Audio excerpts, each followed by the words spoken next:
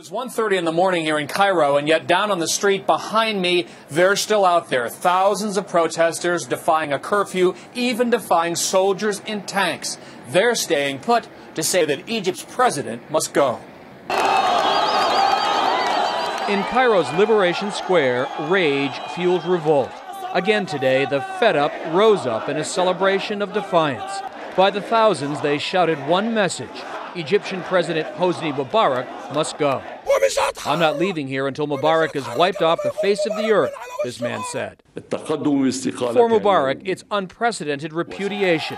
His presidency's in crisis, and the faces of protesters show a passion and confidence that keeps growing. So today, two big changes. To calm Cairo's streets, soldiers replaced police officers. The crowds only grew.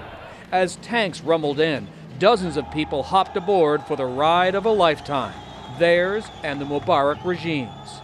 This really is a critical moment. The crowd is growing more agitated, more upset. There's an army tank that has now moved into the center of the square. The tank is here presumably to clear it. We're past the curfew now, and everyone here is trying to figure out what's going to happen next. This soldier pleaded for crowds to make way. No luck. Senior commanders have pledged not to use violence. But the police have not been so careful. Clashes with protesters have spilled blood from Alexandria to Cairo. Dozens have been killed, including this man, carried out of an area where protesters had tried to storm Egypt's interior ministry, and police opened fire. Rabab Al-Mahdi's a street-level organizer. She says Egyptians have had it. They're doing this because they feel that this is their country, this is what they have to do. To soften their anger, Mubarak's second big change today was political. Two major appointments. Omar Suleiman, Egypt's intelligence chief, was sworn in as vice president, the first time Mubarak has ever had one. And Ahmed Shafiq, former aviation chief, became prime minister.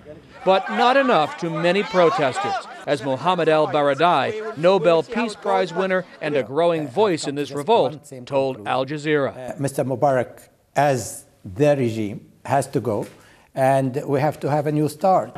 Into the night, protesters demanded that new start. And with each day of these protests, Mubarak's grip on power looks less sure. Without police on the streets, it's a scary night across much of Cairo. Armed residents guard their own neighborhoods, but there are reports of widespread looting, even looting at Egypt's National Museum, home of the King Tut treasures.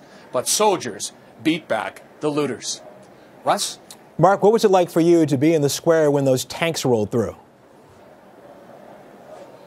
Well, right before the tanks, Russ, we'd heard a lot of gunfire. Then the tanks showed up.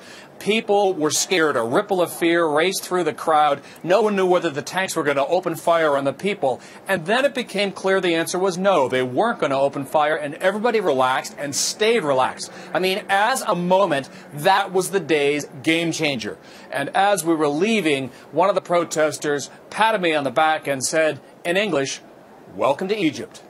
Russ? Mark Strassmann in Cairo. Thank you very much.